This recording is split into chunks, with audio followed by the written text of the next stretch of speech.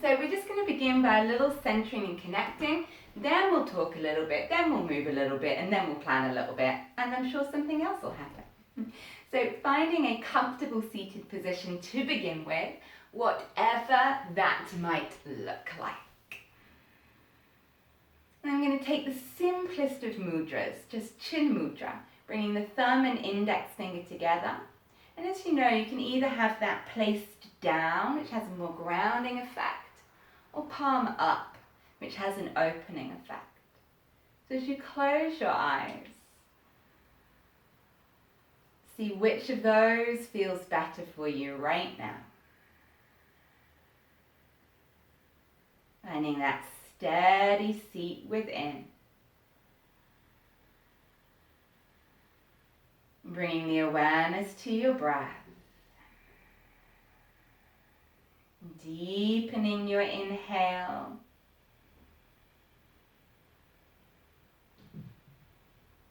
And lengthening your exhale.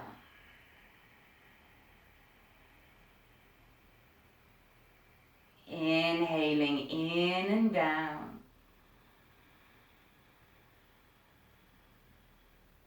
And exhaling out and up.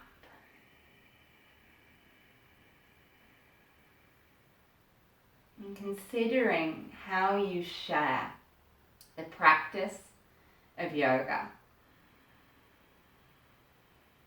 How we humbly bow and respect the lineage that comes before us. And how we take that wisdom in. And how we have the confidence to add ourselves to that.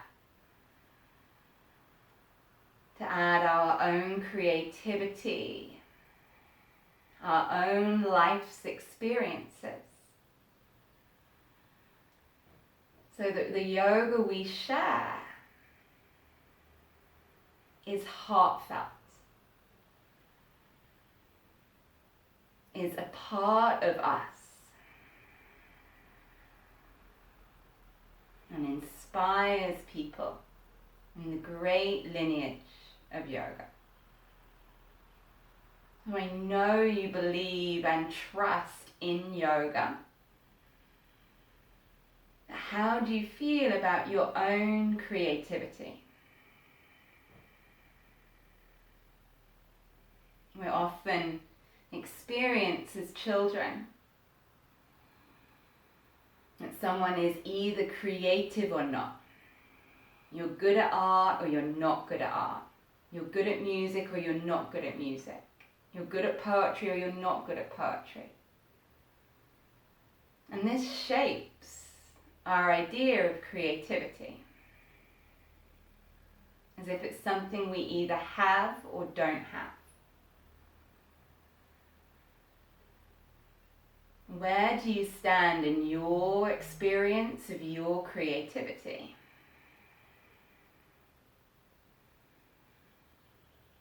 Can you find a little space within you where you believe that everyone is creative?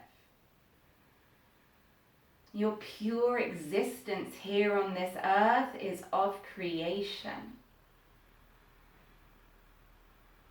The marvel of the human form. Even the best scientists in the world cannot explain how you are made. They can assemble the parts, the chemicals, they even know in what proportions. They even know how much it would cost to assemble the parts. But they cannot make you. That is your creativity, your creation. So as we unpick our way through our perceptions, through our beliefs, to realize our creativity, I wanted to share with you an extract from a book. You can either just stay with your eyes closed and receive it fully, or open the eyes if you like. This is written by Elizabeth Gilbert in Big Magic. It's quite long. It's 2.5 pages. So she talks about having the courage to be creative. At the very beginning, she says, what is creativity? It's the relationship between a human being and the mysteriousness of inspiration. So in this chapter, she's talking about how it can be scary to come into our creativity. And she says, many a thing, you might resonate with some and not with all of it. You are afraid you have no talent. You are afraid you'll be rejected or criticized or ridiculed or misunderstood or worst of all, ignored. You're afraid there's no market for your creativity and therefore no point in pursuing it. You're afraid somebody else already did it better. You're afraid everybody else already did it better. You're afraid someone will steal your ideas, so it's safer to keep them hidden forever in the dark. You're afraid you won't be taken seriously. You're afraid your work isn't politically, emotionally, or artistically important enough to change someone's life. You're afraid your dreams are embarrassing. You're afraid that someday, you'll look back on your creative adventures and have seen it was a giant waste of time, effort, and money. You're afraid you don't have the right kind of discipline. You're afraid you don't have the right kind of workspace or financial freedom or empty hours with which to focus on invention or exploration. You're afraid you don't have the right kind of training or degree. You're afraid you're too fat. I don't know what this has to do with creativity exactly, but experience has taught me that most of us are afraid we're too fat. So let's just put that on the anxiety list for good measure. You're afraid of being exposed as a hack or a fool or a narcissist.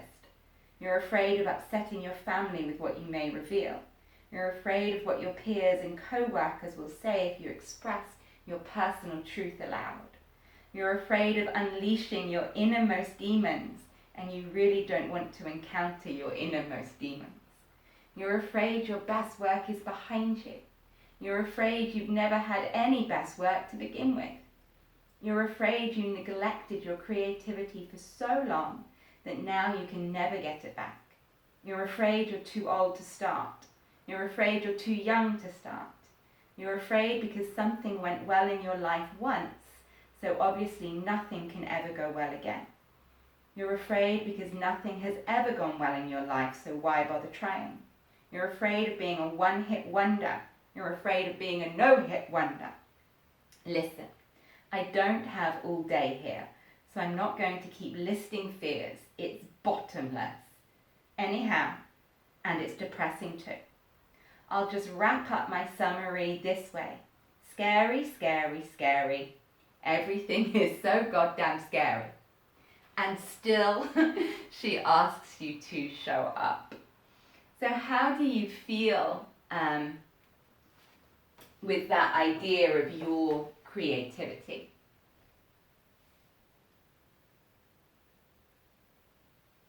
I'm going to wait.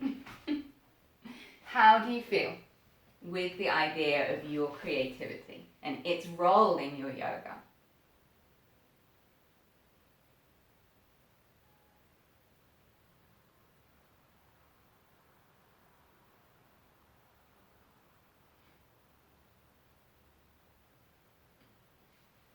Thank you.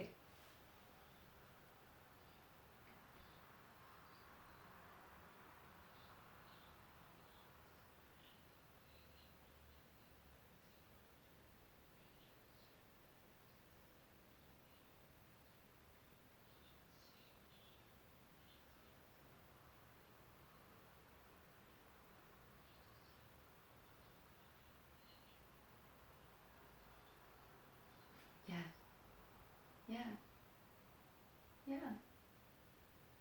And you know, is there a place for your creativity in your yoga teaching? I think there so is. It's what brings us, it's what brings our heart, our soul, and it's what enables us to resonate with our students. You know, we all know this. If we try to imitate someone else, we will pale in comparison to them. If we find a way of bringing ourselves into our teachings, we will shine and people will resonate with that because we see our truth. So how can creativity come into your practice? You know, it can come into the language you use, you know, just the words you use. So often things will be described in yoga in the same phrases again and again and again, and we no longer hear them. I was on a class the other day with Lisa Gardner, and she said, breathe generously. I had never heard that instruction before, and it came from her. She hadn't learned it somewhere else, but it landed in my body because my body hadn't heard it before. Breathe generously. And that was her just being creative with words. You know, we can be creative if we like with music and how we bring that in. We can be creative with poems. Lisa, you shared something interesting in the Facebook group just now. You asked if anybody had any poems or quotes or inspiration to read. And that's wonderful, and there's beautiful writings out there, and I shared many with you. But you know, you can write poetry. You can... Well, share that with your students. And then only then will you see how it lands. But the whole time we censor ourselves, we don't grow. And that's it. We look outside of ourselves. We Google sequence for this. How do I sequence this? How do I share that? What's the right way to do this? We Google for poems. We look outside. And I am not criticizing that. I get inspiration from outside. But I equally value the well of inspiration that comes from within. So it might be you like words, you start to play with words. I like music, I play with music. I also was rubbish at art, but feeling inspired one day, I painted for my students. And actually, it does look a bit like Ganesh. I was quite pleased with that. You know, we can bring our creativity in any way, in how we explore asana. And one of the lectures you'll get is on creating your own asana. So there's many a way for your creativity to come into your practice. And another amazing part of that book, I couldn't find it, was she talks about how we invite creativity in. And she referenced, and I read it ages ago, and I can't remember, she referenced, I think it was another author who had writer's block. And he said when he has writer's block, he goes and puts on his best suit. He goes to the barber and has a really good shave and a really good haircut, and he dresses in all his finery to make himself worthy of creativity coming to us. And I think this is an important thing when we physically make space to, right, I'm going to lesson plan now, I'm going to sequence. How do we shift our head out of looking after the 3 kids, Sarah, doing the accounts, answering the email, cooking dinner, all the other million trillion things you have to do? How do you separate that space to welcome in your creativity? And I don't think many of us do that. And it reminded me, just one more story, of a student of mine. I had not been teaching yoga for long, maybe a year or so, I can't remember. And she said to me she was having really bad insomnia. So I used and shared with her over time all the different tools I knew from yoga that could help with sleep. Nothing made a difference. Every time she'd come back, nope, still can't sleep, nope, still can't sleep. Weeks later, I finally said, could you just explain to me what your routine is at home? And she said, yes, I go to work, I come home from work, I cook my dinner, I won't have finished my work, and she was single at the time. She said, I then go up to my bedroom, I take my work, my laptop and everything up to bed, I then, on bed, sit and do more work, and then I just close the lid. And she said, and I've got a really big double bed, so I just push the papers off to the side, and then I can't sleep. Think we have the problem. And it is the segregation of space and activities for our brain. So if you've been sitting there typing away at the laptop, you close the lid and you go, right, lesson plan. Where was that space for us to physically, energetically, mentally move into creativity? And we'll all find our own rituals for that. That's what I wanted to start with, a little bit of movement now, is finding our creativity. So just give your legs a shake out for a moment. I've just got to press something on one of these mini phones over here.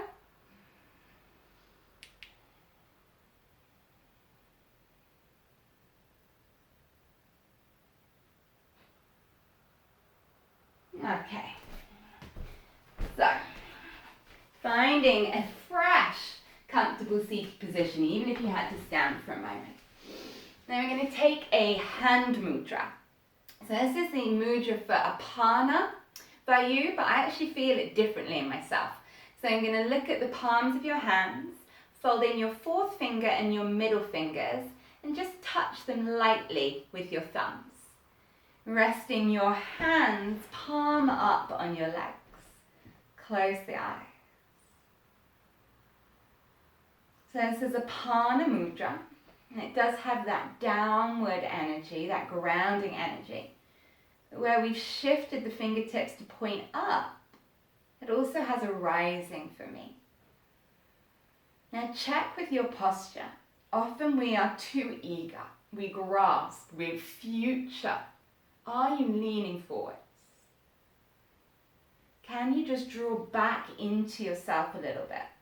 Like the front of your chest is leaning against your shoulder blades. Find the length of the spine. And allow yourself to just be. My creativity cannot be hurried or demanded. Has to be allowed to flow. Same as meditation. You can't demand it. You have to allow. Now we're all teachers here. I'd like you to recall Chandrabadana, the lunar breath.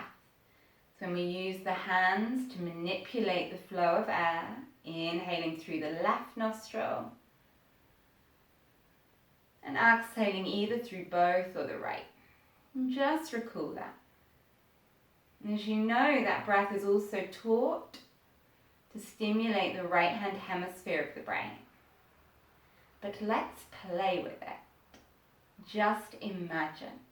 Inhale, imagine breathing in through the left nostril. Softly sigh out. Imagine. Inhale, left nostril.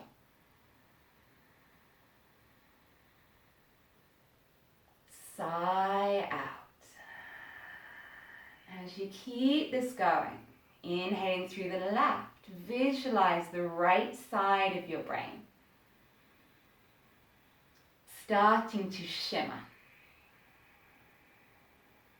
starting to sparkle. Because it's receiving your awareness, your attention. You're saying, I am open to my creativity. Take 3 more breaths. Stimulate your right side brain.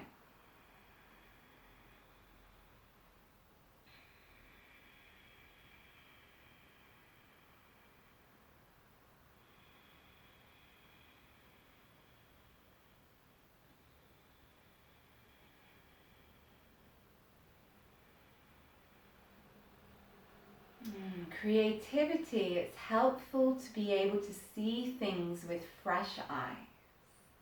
Opening your eyes, look down at your hands, see your hands. Bringing your left hand closer to your face, look at your hand. Silly as it seems. Turn the hand over. See your own hand with new eyes. Oh my God, we take these for granted. Flicker your fingers. As if you're playing music in the air. Flicker your fingers. And placing that left hand down, gaze upon it as an extension of the heart. Inhale, reach the arm out, up, over. Bring the other hand to the heart. Exhale, draw that left hand back to the heart. Look at your right hand as it falls down. See it afresh. What do you see? Up and over. Experience things with new eyes. Inhale, reach both arms up. Look up, ready to see them.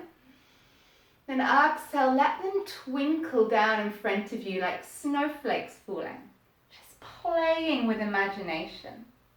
Left hand, inhale, out, up, over. Exhale, draw it home to the heart. Inhale, out, up, over. Exhale, home to the heart. Both arms, inhale. What do you see? As they twinkle down in front of you, what do you see? And just keep it going. Let's do this movement 3 more rounds. Close your eyes or just gaze softly at the hands, but disconnect from me now. What do you see? What is happening with your creative juices? This is just a seed of a movement. Just a seed. A little movement motif. What could it become? What potential is there within this movement pattern?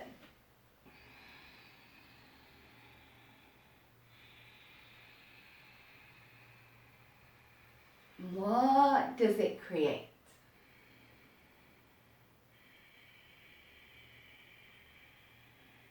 One more round.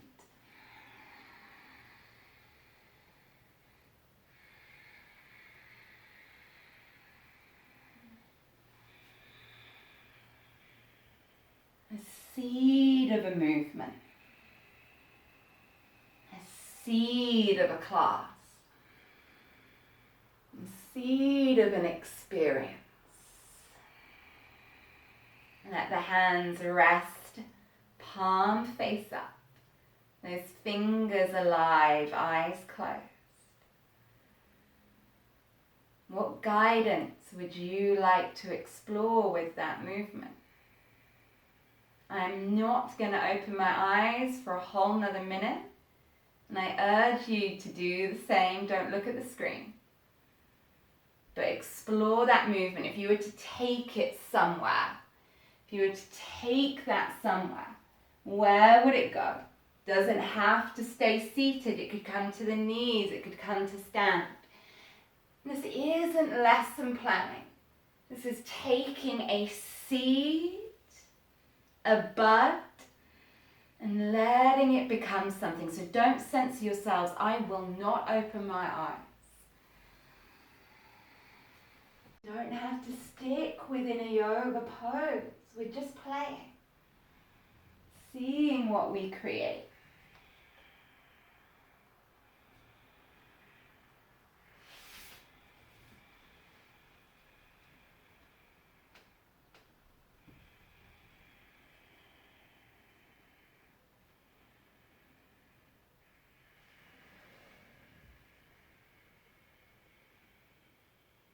Out 4 more breaths.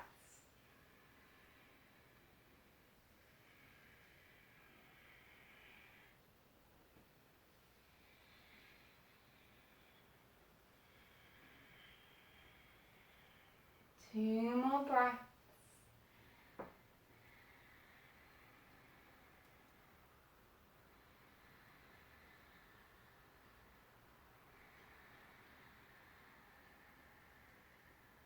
And we'll return to seated. Now, does an artist create a masterpiece every time they pick up their brush? No. They still pick up their brush. Coming over onto all fours, hands under the shoulders, knees under the hips. Creativity comes from within your body, from within your wisdom. Inhale, lift the head, lift the heart. Exhale, tuck your toes and lift into just a half dog, just half left. Now with your inhale, allow your body to expand into the rest of your dog. Let it come from inside. Exhale, pop the knees back down. Close the eyes or soften your gaze. Inhale, lift the head, lift the heart. Exhale, just a half dog. Inhale, your expansive dog. Let it come from within. Knees down. Once more, inhale, lift the head, lift the heart. Exhale, half dog. Inhale, feel the pose from the inside body out. Exhale, drop down onto the knees, feet together, knees wide. Coming into child's pose, but just lift up the wrists.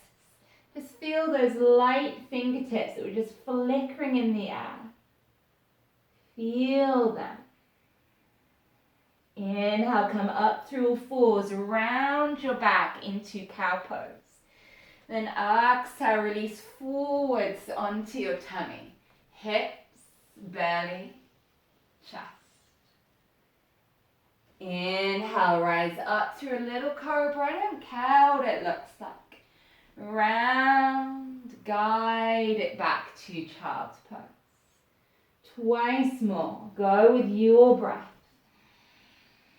And as you do, imagine the waves of the ocean.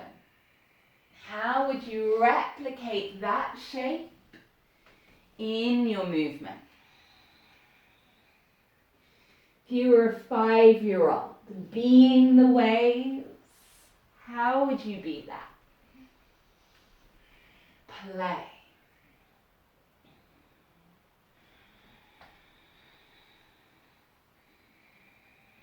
And we're going to meet on our tummy next time you arrive.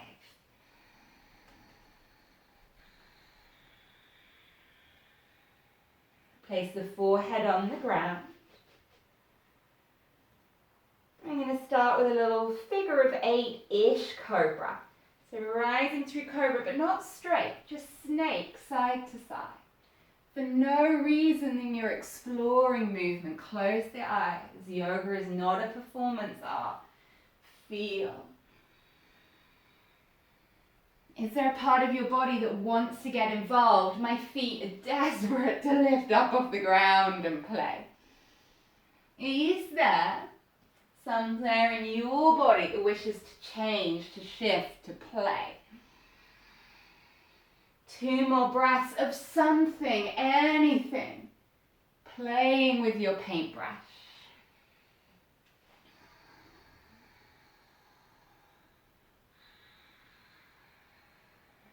Rising up through a regular cobra.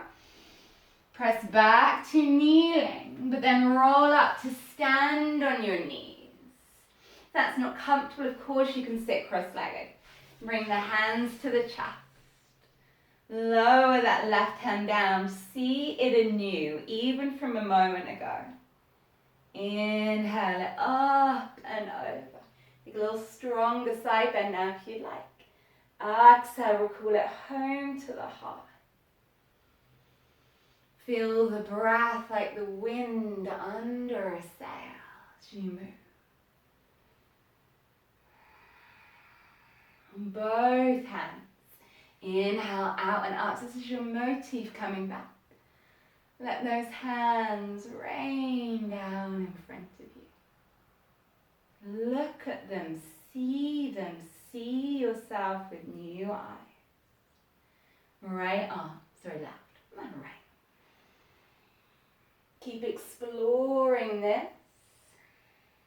2 more rounds, but open your eyes either physically or energetically to see something new. See the familiar differently. With new eyes.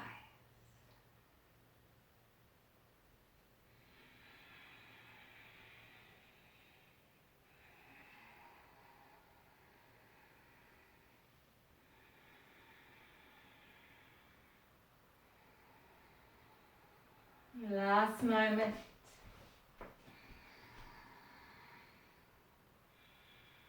As those fingertips rain down, bring the fingertips to the floor.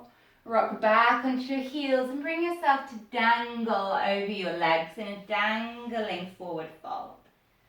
Let the head hang, maybe sway a little side to side, but what do you want? Your body is your muse. What do you want?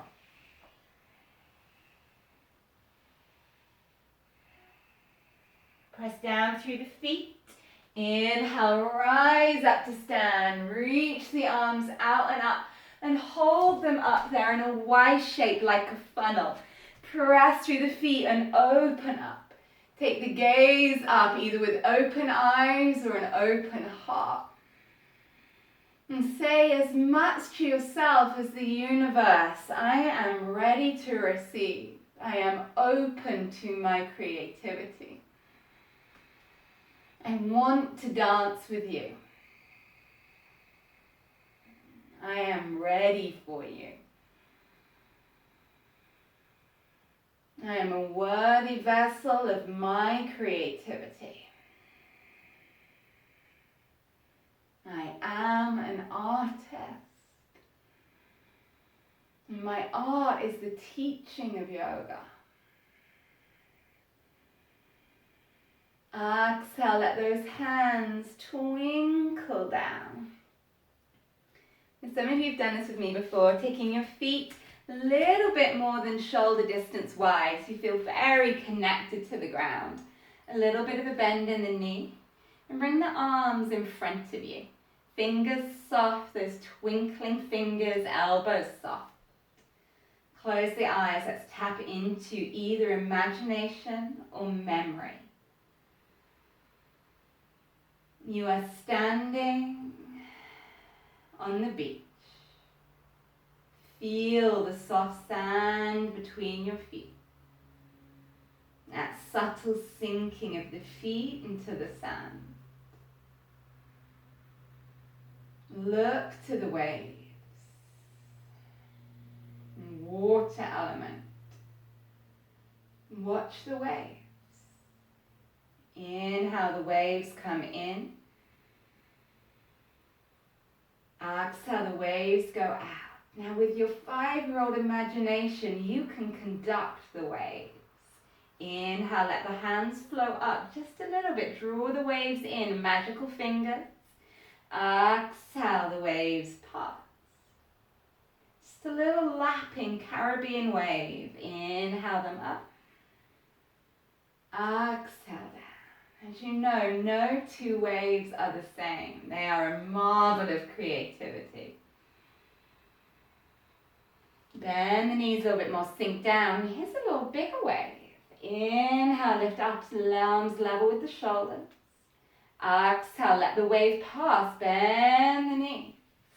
Inhale, you feel that pull of the wave. It's coming up higher, stronger. Exhale, the bigger the pull, the bigger the wave goes back. Bend the knees, drop the arms down. Inhale, draw the ocean in, conduct it all the way up. Exhale it down. Inhale, a little wave. Exhale, feel that wave pull back as you fold down. Here comes a big wave. Inhale up, held at the top. Then circle the arms behind you. And begin again. Again, I'm not going to look at the screen. Conduct your ocean. Simply giving you a tiny movement pattern. Play with rhythm, with pace, with tone, with subtlety, with vastness. Conduct your ocean.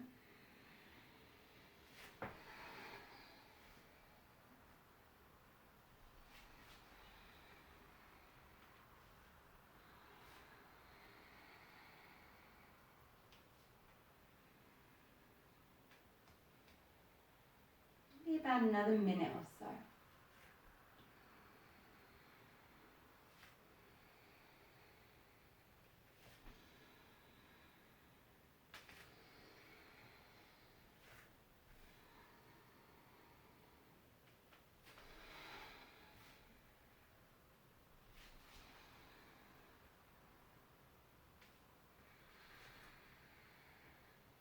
yourself 2 more waves, 2 more cycles of breath. And gently let those twinkling magical fingers return to your side. Rotate the palms forwards. Open up that posture. I am ready. I am a worthy vessel of my creativity. I have the openness to receive it and the confidence to see it through. I am creative. Feel the tingle in your fingers. I am creative. The power of your breath. I am creative, and there is a place for my creativity.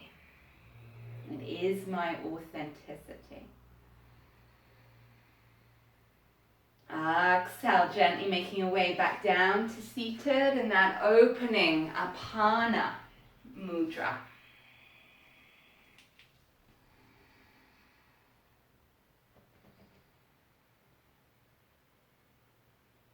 And ask yourself,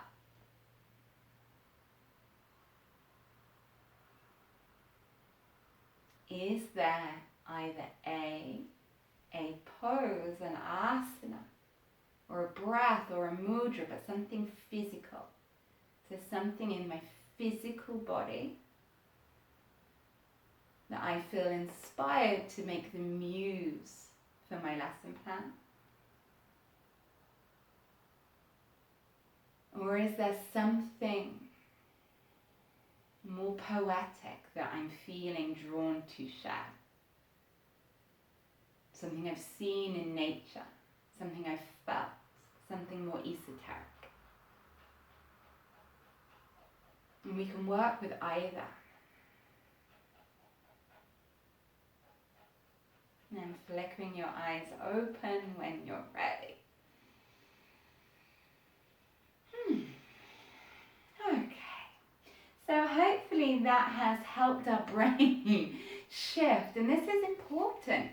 And even if I've only got limited time, I'll still find a movement, breath, piece of music, a something to shift me into the vessel for creativity. So let's actually get something more detailed happening now. So today I wanted to talk to you about peak pose sequencing. So peak pose sequencing is something I do a lot of. Sometimes it's obvious in my class, sometimes it's not obvious. But I sometimes have the fear of the blank page. A lesson plan on paper. I get my piece of paper. Right, what are we going to do today? Or this week? And I see the wanting piece of blank paper. I believe to the very core of my being that creativity comes from constraints. And I remember the first time I was taught that was at uni. Creativity comes from constraints. I did drama and theatre and we had to write a play. And they gave us the blank page and they said, you could write a play about anything. I'm like, And they say, well, you can write a play. It must include a tiger, the moon, and a barbecue. I can't remember what they said.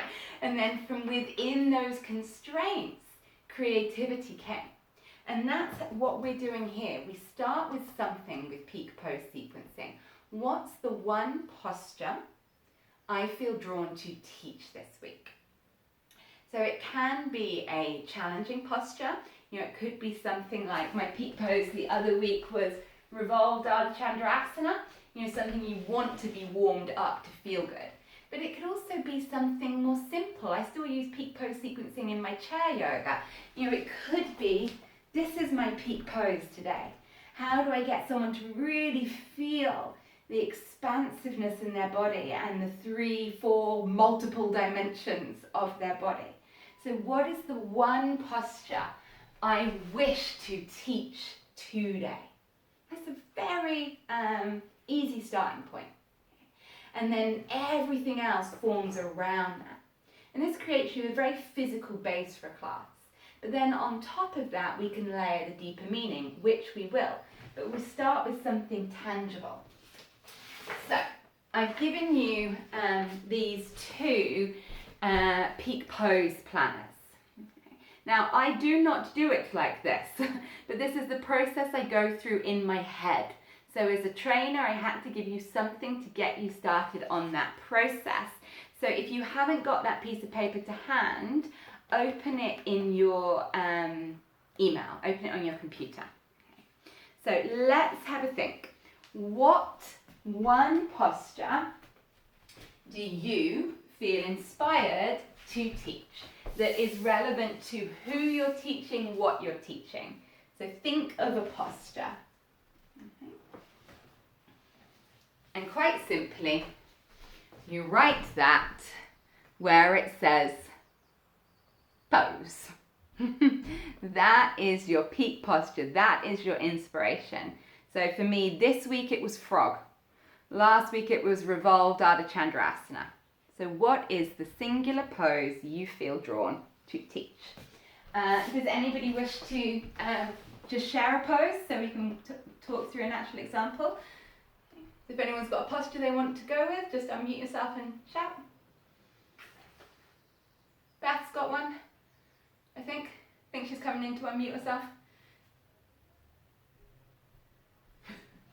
Yeah.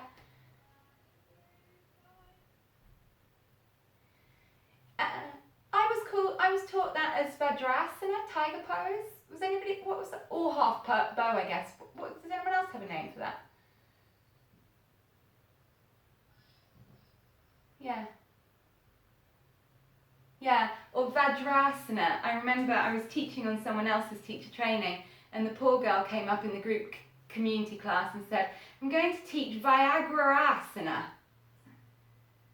No, don't think you are. Vajrasana, I think, the tiger pose. Okay, all right, so you work these through with your own examples, but where it says pose, write pose, or draw it. And then we start to think everything through about that pose. So what other poses look like tiger, but are easier? So let's do this together. So what other poses look like tiger, but are easier than tiger? Joe's got something? Yeah. Because if we don't teach the level alignment of the pelvis in tabletop, they can't balance tiger. Okay? So a preparatory posture would be tabletop. Okay. What else looks like tiger but is easier than tiger? Or not harder. Let's just say not harder. I wouldn't say it looks like it, but I would say it definitely helps prepare you for it. But start off really simple, like literally, what else looks like it? Yeah, that's got the lift of the heart. Yeah. And where else am I practicing how the hell to get a hold of my leg? Here. You know, I've taken out the complexity of balance. Because does anybody remember that? The days, and I'm sure some of us still have it, the days when we couldn't hold our own leg? I remember those. And so simply putting it to lying down. Or, it's there in, I do to some degrees, especially if I'm not kicking it back into dancer, feel that's easier. Okay? So that's the first thing I start with. What other poses directly look like it, but are easier? And especially if it's a balance and I can take out the complexity of balance. Then yes, what needs to be stretched physically? Where do you need to get more mobility, more flexibility to make that posture achievable?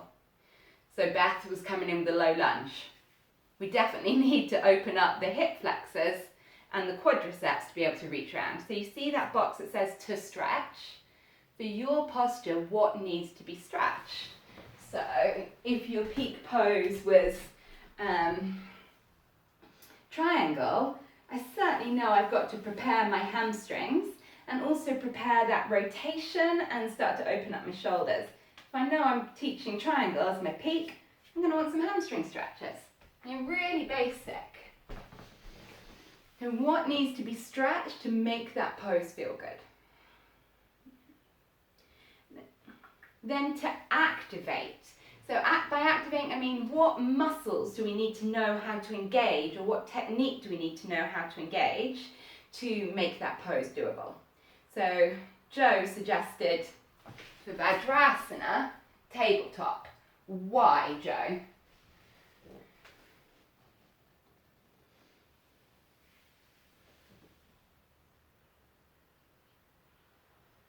Yeah? Yeah. Okay. What else needs to be activated, or muscles need to be engaged, or what else do you need to be able to do to hold tabletop? Balance. Sally, what were you going to say? Yeah. Yeah. Yeah, really, and to be able to engage the muscles in your upper back. So you actually got that active squeezing and contraction of the rhomboids. So my upper back muscles are on and not floppy. Okay. So what muscles do you need to stretch? What muscles do you need to activate? What technique do you need to teach for that pose? So for Vajrasana, for Tiger, you need to teach someone how to keep their pelvis level, okay? And how to firm the navel back and up. Okay? Because that's the problem when they let the... You also need to teach them the importance of having the hand under the shoulder. You look at someone struggling with that and then you see the hands out there, you're like, oh, bring your hand under your shoulder. And I'm like, oh, okay. So what technique do you need to teach to make that pose feel good? Then using that information, what do you need to stretch? What do you need to activate? What do you need to teach? What other preparatory poses are there? So we started with what else looks like it, but what other poses would teach that alignment or would do that stretch? So Beth said low lunge. Exactly, it's got to be in there. Okay. Does that make sense so far? Okay. Then, not all poses need counter poses, but some do. And if it's a strong enough posture to have been your peak, it's probably going to need to be a counter pose. So again, let's just stick with Vajrasana Tiger. What's going to be a counter pose? Where's the body naturally going to want to go after that? I love how when you look at your students that come out of a pose before the rest of the class, they've normally naturally found the counter posture. Where am I going to want to go after that? Leave me hanging. Yeah, it's just natural, isn't it? Or for some people it'll be dog. Okay, so none of this is rocket science. So you pop in the counter pose. Not everything needs a counter pose. And then use of props. Do you, remember it's just a reminder, do you need a prop to make that pose more accessible or to help you teach some of the alignment of a posture? Say for instance, let's go somewhere evil. But say for instance my peak was mermaid. I'm not even going to finish it, but you know what I mean, that one. Maybe I'm wanting to open my shoulders, so I'm bringing in a strap and doing those shoulder circles. Okay? I don't have to, but at least it's a reminder. Is there any props that would help me prepare the body or help me to make that pose more accessible? And does it need any contraindications? It might not, but it's worth thinking about. So I have a couple of students that I've been working with for a long time that continue with me during pregnancy. And I'll know in advance if I've planned a class with a lot of twists. I'll just think in advance, not so-and-so don't do the twist, what could I give them instead? So that on the spur of the moment, I'm not thinking, shit, there's my pregnant student, what can I give you? I've already thought of them in advance. And then once you've done that brainstorming, your blank page is so much easier to fill in because now it's a paint by numbers. It's a simple paint by numbers. You know what you need to do. So you start with your warm-up. So if we're going to take Vajrasana and I'm taking a back bend, maybe my warm-up's got some gentle shoulder rolls. The fingers behind me, the lifting and opening the chest. Maybe I've then got cat-cow and sphinx pose. Maybe I then add in a gentle couple of thigh opening stretches. And then I build. Okay? So suddenly everything is a paint by numbers. You come into, say you wanted to put Warrior 2 in your class, and you think, I don't feel like doing the plain Warrior 2 today. I want to put on an arm variation. So what arm variation is going to serve Vajrasana? Do I want to put on eagle arms, or do I want to interlace the hands and open the shoulders in it? You know, which one serves the pose? Do I want to just play floaty here? Doesn't really serve me with Vajrasana. Okay. That's a brief overview. Questions, observations on where we've got to so far?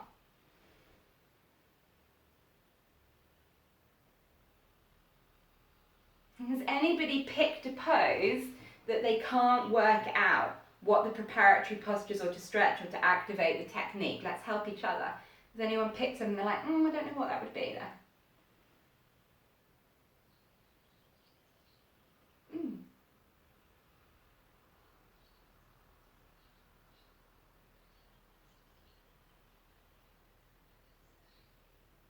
Yeah.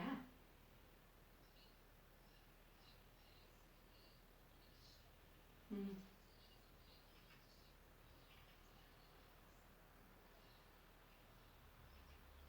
I think that's a powerful peak pose to pick actually, because how many of your students say that they don't like Cobra? Quite a few of mine don't. You know, and they take you a long time before they tell you. They don't like Cobra. And there is so much technique going on in Cobra. So what's some of the technique that we've got going on in Cobra? Yeah.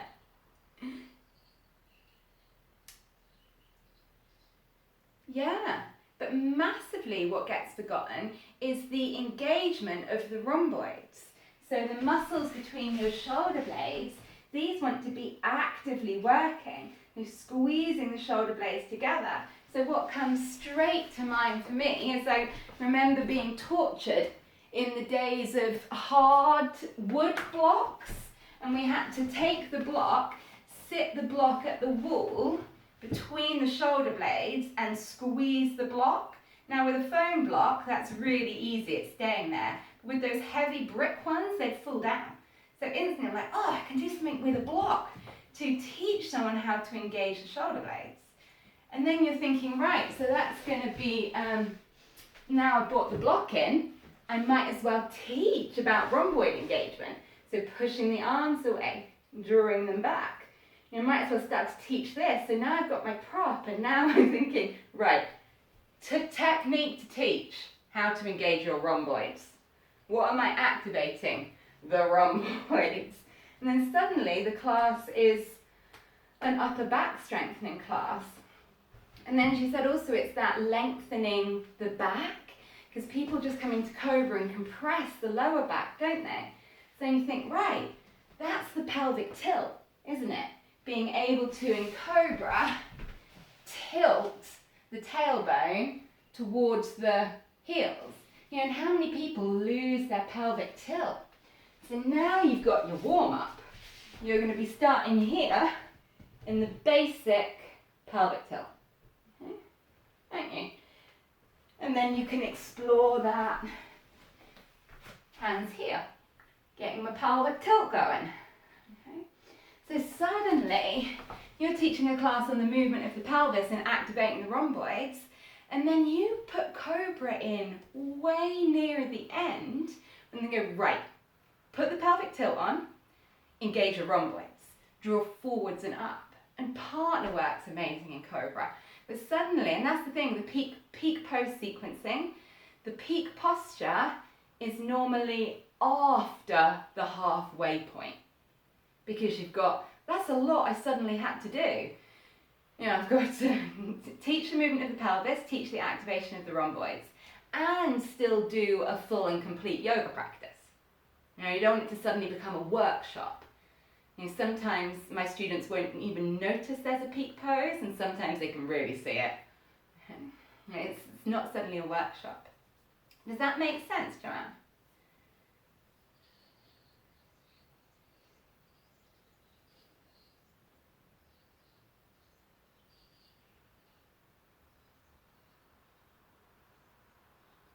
Yeah. Yeah. Yeah. And then, you know, I think one of the real base ways of sequencing is we start by centering and connecting. We warm up. We have standing poses, seated poses, supine poses, and shavasana. Still got that full spectrum experience, and I make sure I get a twist in there somewhere. Right, so this is a more inspiring way to think about it. So I either put something in the middle of my page that stops me thinking too literally. So it could be that you draw your peak pose in the middle. But I was feeling particularly artistic the other day, so put a little in. So what, and then I put over here my peak pose. So I'm absolutely loving Joanne's idea of Cobra, and I'm so stealing that next week. So I'm going to put over here my peak pose. So my peak pose, and you do not need to draw them. There you go, there's my peak pose of Cobra. So then we think, what are directly, I'll write in black, Sarah, what are directly the other poses that look like it, but are smaller? So that would be Sphinx.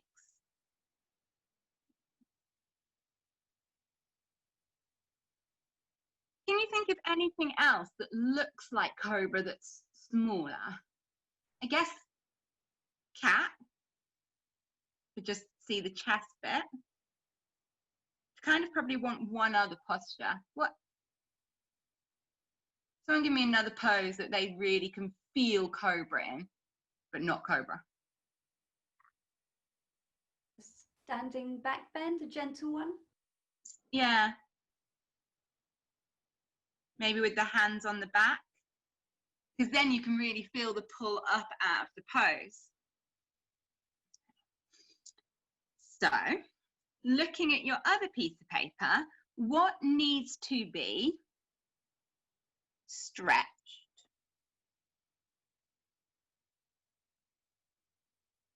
What technique do I need to teach?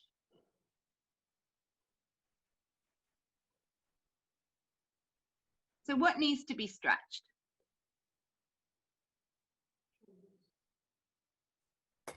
Hip flexors. Yeah, hip flexors. So we're going to put that here.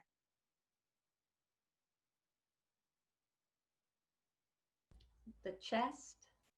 Chest, not necessarily stretched as well, just sort of opened or warmed up. I'd say shoulders.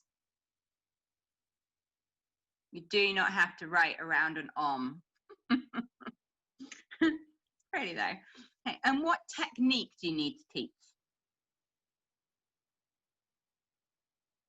Or could you teach? Is it like a lift from the breastbone? Gemma, I heard left breast.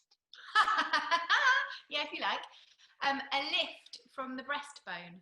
Yes. Lift.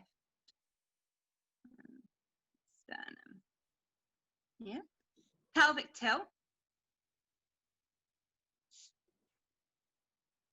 Core engagement. Sorry, Jo? Core engagement to support the lumbar spine. Cool. Yeah. And my favourite, rhomboids.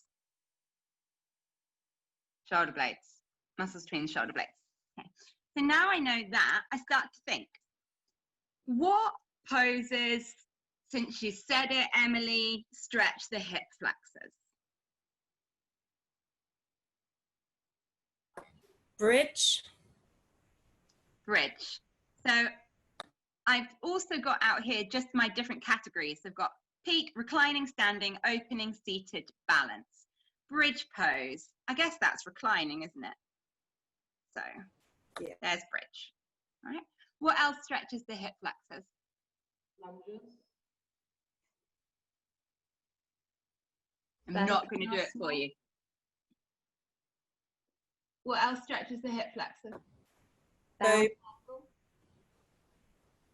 Lunges. Bow. Just I'd reclining. say bow's harder than cobra. Yeah. So try and keep it something not so hard. So what's an easy, if you think of your peak is cobra, you're not going to want something really hard as a preparation for it. So what's an easy hip flexor stretch? Just laying back and butterflying your knees. You mean like a windscreen wiper? Yeah, so either windscreen wiper or when you flutter your butterfly.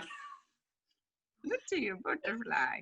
Laying Yeah. down. I love doing that, laying down. Yeah. So like a laying down windscreen Yeah. wiper type stuff, when you move the knees from side to side. How And- about just a low lunge? Yeah. I'm going to put that over in standing. It's kneeling really, but it's a low lunge. You could do a reclining, so lying on your back with a block or a brick under your pelvis, drawing one knee towards you and extending the other leg like an Ardha Pavanmuktasana. Yeah.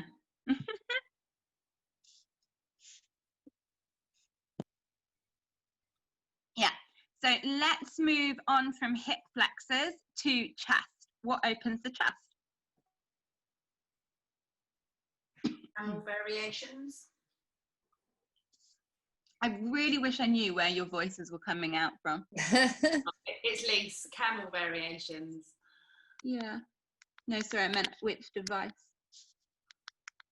Okay. Camel variations. Yeah. Okay. I can put over in standing. Yeah. And that, especially if you kept the hands to the back, like super easy, hands to the back, and then you'd be teaching the lift of the sternum, which Gemma mentioned. But, cobra, cat-cow, sorry. You could Uh, do warrior one at the wall with an arm behind to open the chest and the front of the shoulder. The warrior one at a wall. Okay. Humble warrior. Yeah, humble warrior. So there, folding forwards. Yeah. Just seated. Take the hands behind you, roll the shoulders, lift the chest, and shoulder rolls in seated. Mm-hmm. Then what's going to teach my favorite topic of rhomboid engagement? Locust. Or even just legs down, arms extended, drawing the shoulder blades back together. Cat-cow, when you're really focusing on squeezing the shoulder blades together. Any work at seated with the arms out holding a block, because scapular isolation. That's what I was showing you. When you have a block, hold it out in front of you, draw the block back, push it away. What balance? I didn't really think any. I don't think I'd put in a balance if I was working to cobra. It's nothing that directly relates that isn't harder than it. Obviously, you can think dancer's pose, but it's harder. If your students are struggling with cobra, they're going to be struggling with that. But you could put in just another balance for fun, just for enjoyableness. I'd probably keep it something quite simple if I was teaching a class cobra, think of something like a tree. Okay. You could do tree with the hands behind the back, making fists and pushing the fists together with the hands behind you to open up the chest and squeeze the shoulder blades. That would work, wouldn't it? Mhm. Okay. Hands behind. Alrighty, there really looks quite a lot there already. So how, Joanne, how would you like to open this class? What's your message? What, aside from technique, what do your students need to hear to make Cobra more accessible? Not to be afraid of it, I think.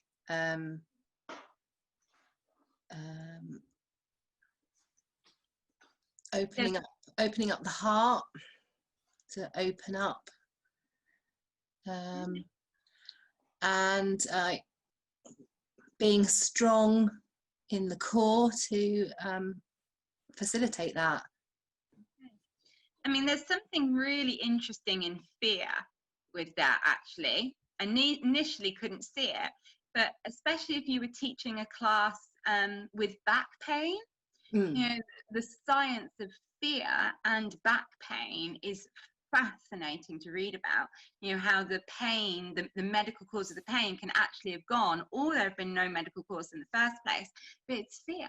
And there's so much fear-based language in and around back pain, you know? That's a really, if you're working with people with back pain, that'd be a really interesting theme. So how do you see you opening this class, that still point? Do you want them to begin seated, in child's pose, lying down? How do you feel drawn to begin? I usually start lying down. Yeah. Yeah. And then that helps you nicely with that. In constructive rest pose, knees bent, feet wide. Yeah. Because that rests your back straight away, doesn't it? And relaxes. Yeah, I think. Okay, so now I have something that's come from thought, from intellectual thought. Obviously, I need to get this into my body as well, but I've got the beginnings of something. So I did give you another piece of paper that leads you through category sequencing for this, but equally, you can do it. This is how I always lesson plan. If any of you follow me on social media, you've probably seen many pictures like this. If you've got a blank piece of paper, fold your piece of paper in half. Do this with me. Then in half again, and in half again. So I then rule that out.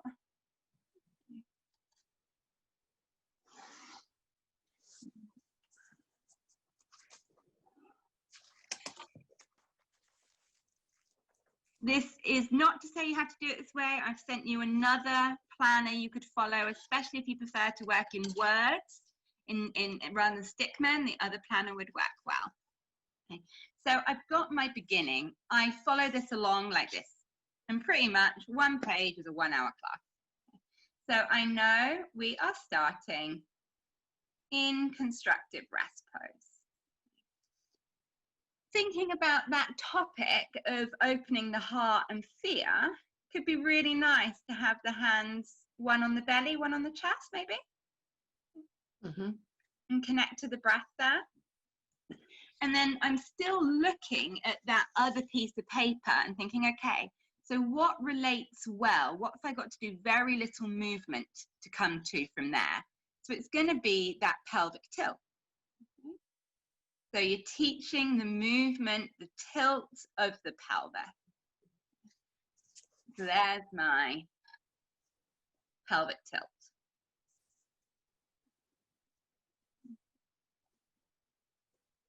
Then do you think it would be nice to go to, I think it was Lise who said the windscreen wipers. That would work well there. Okay, so pelvic tilt into windscreen wipers. And if you kept it low, you could do a few gentle bridge waves. You know, but just waving up and down, especially in a warm-up, we want to keep things dynamic and moving. So,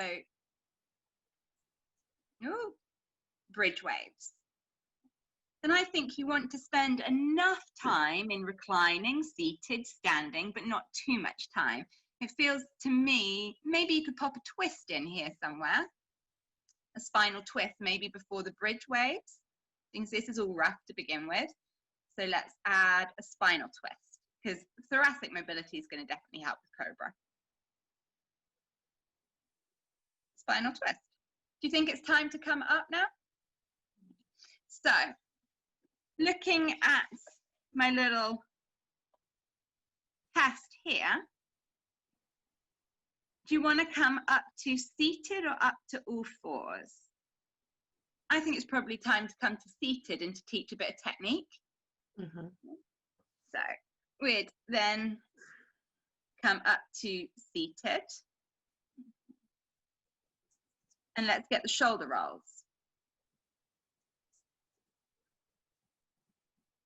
And then while someone's still kind of really listening there, let's teach with the block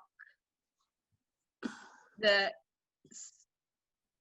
scapular isolation. I can show you that in a second if you don't know what that is. Okay. Then I think we'd have probably been seated for a while, probably time to move again over to all fours. Mm-hmm. So over to all fours. And then you can directly use the scapular isolation you taught in all fours. Probably time for a gentle dog. Then I'd suggest probably a sphinx. Your dog. You see how it kind of starts to fill itself in? I'm just looking at this piece of paper here and starting to fill them into the right sections. So from that dog, let's come up to stand.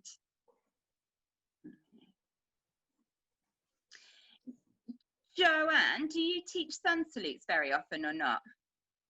Yeah, I am at the moment. Have you done sun salutes where you don't need Cobra? Yeah, I use cat cow instead of the Cobra. So maybe get some heat, a sun sal with cat cow instead of Cobra. And then you've got probably warm enough now for that standing back bend. Then I think we need to get into some decent standing postures now. So it's probably going to be step back into a lunge, pop the back knee down, and there's those hip flexor stretches, hands down and hands up. You could come into that warrior two that Emily suggested, the humble warrior. Come out to your child's pose, roll up, come all the way up, and then repeat on the other side. It's about time for a tree. Tree with the hands behind you. And now we're pretty much getting past halfway. So now I'd say it's time to, if you're using music, turn the music off and start to break down that Cobra. So really stop the class there to get a pause and teach Cobra. Let them see it, let them do it, let them explore it, let them see how it feels. Spend some time here, so workshop it. Then you got your child's pose. Is there anything we've not done? We've brought the block in because we use the block for the scapular isolation. It's really nice to use it again. I know we're in a different stage at the moment where God knows if we'll be ever using props, but if you've bothered to carry it in somewhere, let's use it more than once. So let's come back down. We could do a proper bridge pose with the hands interlaced and get that scapular retraction again. And then you could do best supported bridge on a block with the option to straighten the leg out. Then let's give them another twist. And Shavasana. Okay. So quick question, am I done? Why am I not done?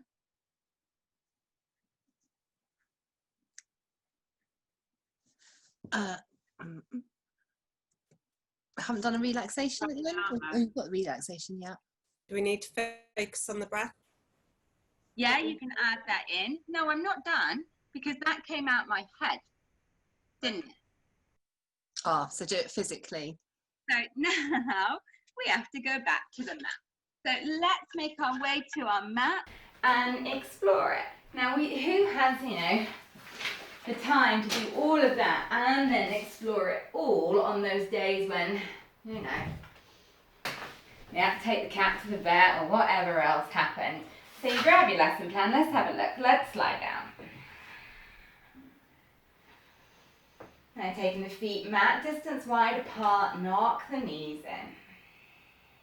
And try those hands, one on the tummy and one on the heart. Now you have to put yourself in the mind of your student.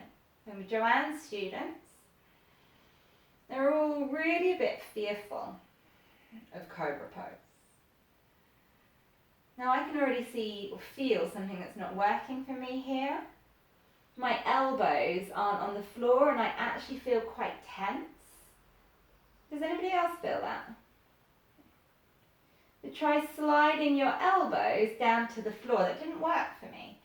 So what might work? I know I'm starting that pelvic tilt, so bring the hands down to the pelvis. And start to feel the breath in the lower back. And why are people fearful sometimes of Cobra? It is actually lower back discomfort.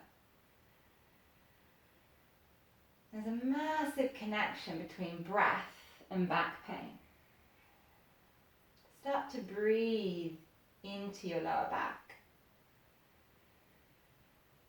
And just like you feel the rise and fall of the breath in your tummy, feel it with your back. And the back know everything's okay. It is safe and you are listening.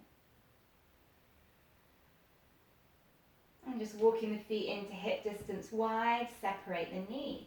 Staying with the breath. As you inhale, just gently tilt the pelvis away from you, increasing that arch in the lower back. And as you exhale, tilt the hips back towards you, lower back flattening. Inhale, tilt the hips away. And exhale to flatten, and then I'd start to fast forward. So what was happening from there? I'd take my feet mat distance wide and windscreen wiper the knees side to side. That felt nice. That felt like a nice transition from there. That worked. Then I'm going to come into my twist. There's many a twist. I'm going to focus on the lower back. So let's just try something different. Bring your left foot into the center line of your mat. Cross your right thigh over your left thigh, above the knees, the thighs are crossed. And then simply let the knees drop over to that left-hand side. It's a little different to our normal opening twist, but it's more targeted into my lower back. That comes into the fear of Cobra. This twist chosen for my peak pose. I'd fast forwards, I'd pretend I'd done the other side. Now, do I feel ready for a little bridge wave? Press down through the feet, work the pelvic tilt, pelvis tilts back towards you, lift my hips up. My arms feel like coming up and over. Ooh, and we said people get stuck with feeling length in their back in Cobra. So actually now you're here, reach away through your hands. So your arms are over in your head. Imagine your Guy Fawkes on a stretching rack. Reach out. Keep reaching out through your arms whilst you lower down through the back, but your arms are still reaching out. Once your pelvis hits the ground, bring your arms back and over. Try that twice more. So inhale, lift the hips up. Reach the arms up, reach out through the fingers. Then as you lower down, think about creating as much length as you can. Yeah, I can see how that's going to relate to my Cobra. All right, so I'm going to move on. I'd probably get up and scribble a note of that on my piece of paper. Then I'm going to rock or push myself up to seated. Yep, shoulder rolls. That's all good. Everyone likes a shoulder roll. Then I'd grab the block. So I wouldn't go through this on my own because I know why I'd be teaching it, but just in case you haven't done scapular retractions, if you've got a block, grab one. If you haven't, I'm sorry, I didn't know we were going to go here. Okay, so keeping your arms straight, press the block away from you and spread your shoulder blades wide apart, like your shoulder blades hate each other. Push them away. So that is scapular protraction. Now keep your arms straight, but draw your shoulder blades back together, like your shoulder blades are trying to kiss each other. That's scapular retraction, and that's what you need for cobra. Keep the arms straight as you do it, Carol. Then push away, protract, arms straight, squeeze the shoulder blades together. That is the action you need for cobra. Once more, away, and squeeze together. I'd be like, yeah, that's fine. Now I'm going to come onto my knees. Can I directly put what I learnt there? Can I push the ground away, broaden? Yes, that relates. Can I squeeze my shoulder blades? Yes. So I'm not teaching the same old normal cat-cow.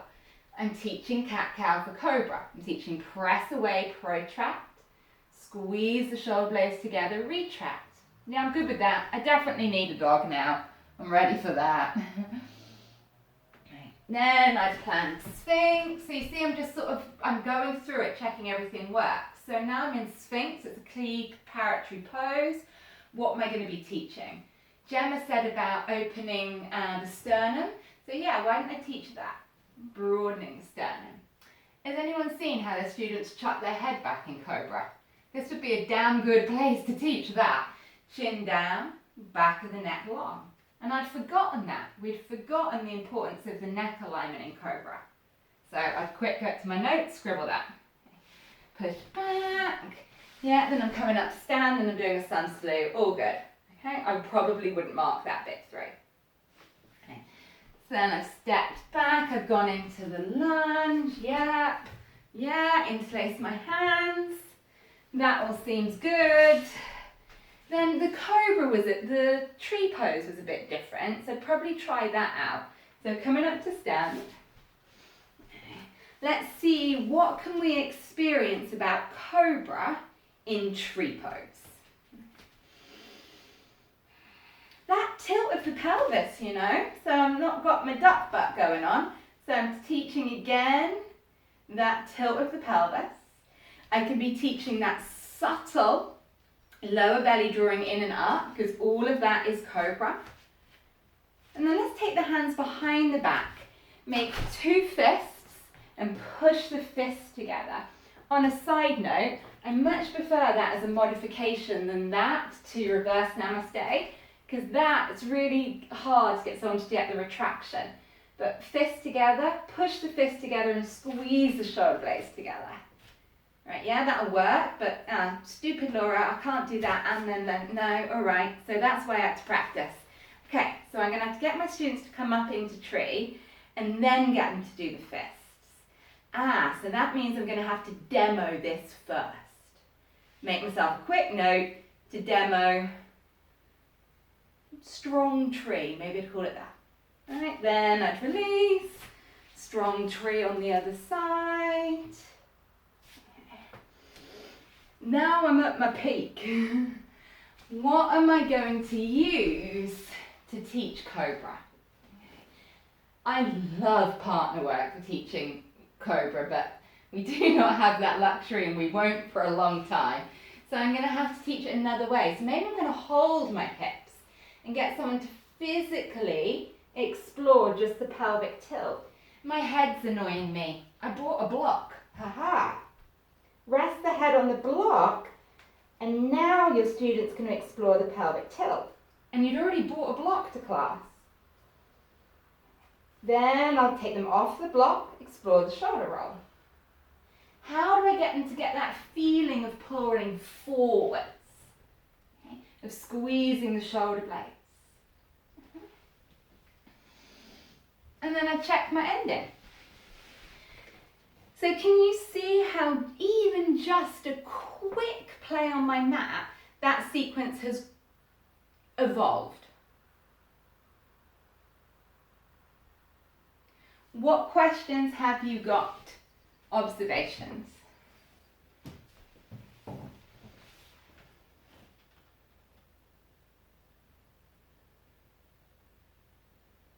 I'm not going anywhere till you speak. Yes.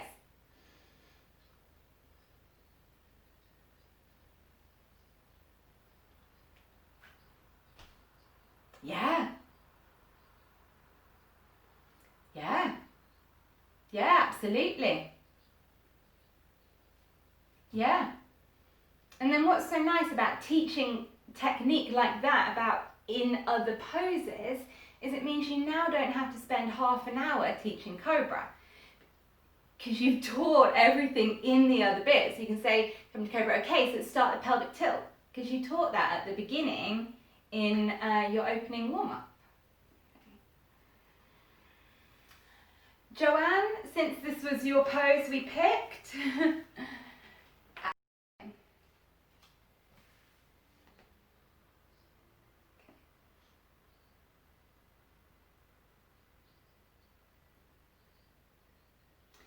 you know, I honestly think peak pose sequencing is the simplest because it's paint by numbers.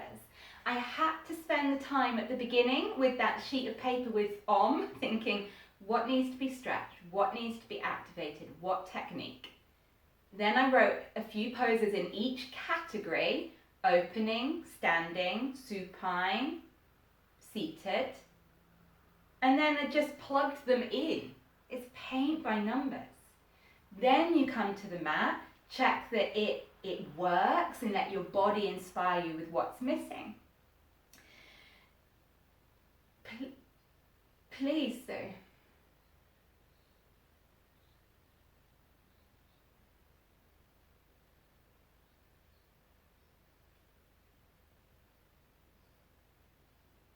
Oh, yes.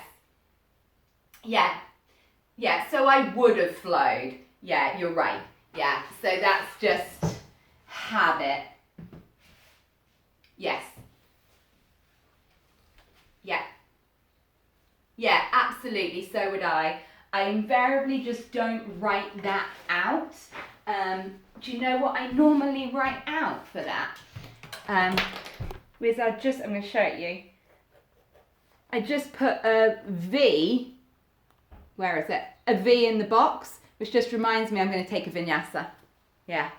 And even that you can play with.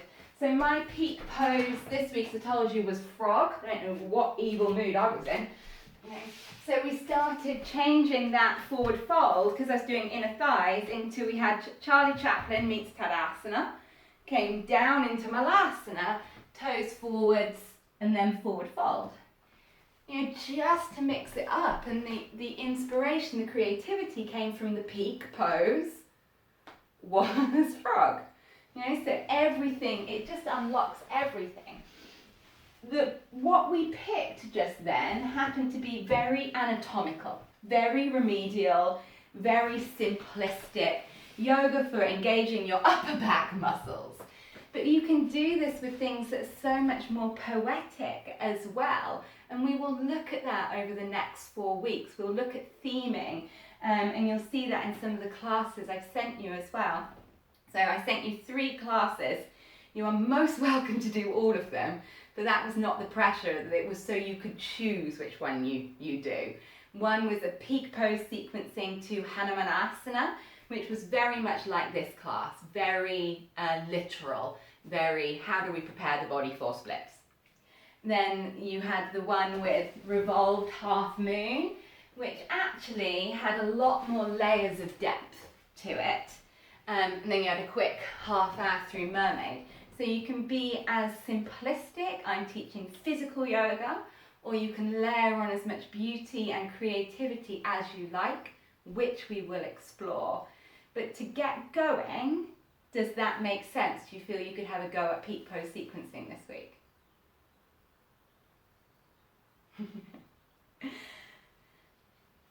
So I am going to leave it there because we have overrun and I tried to be respectful of your time. But please know I would delight to sit here for the rest of the afternoon and talk to each one of you individually about your peak pose. It actually wouldn't make me happier. So if you have any questions, just hang on. Or if you want me to look at your lesson plan or anything, just pop it in the Facebook group. If you've got me on WhatsApp, I'm a nightmare. I read them, think that's fascinating, I'll come back to that later, and then don't. Pop it in the Facebook group. If you don't have Facebook, then WhatsApp at me. But anything before we finish as a collective?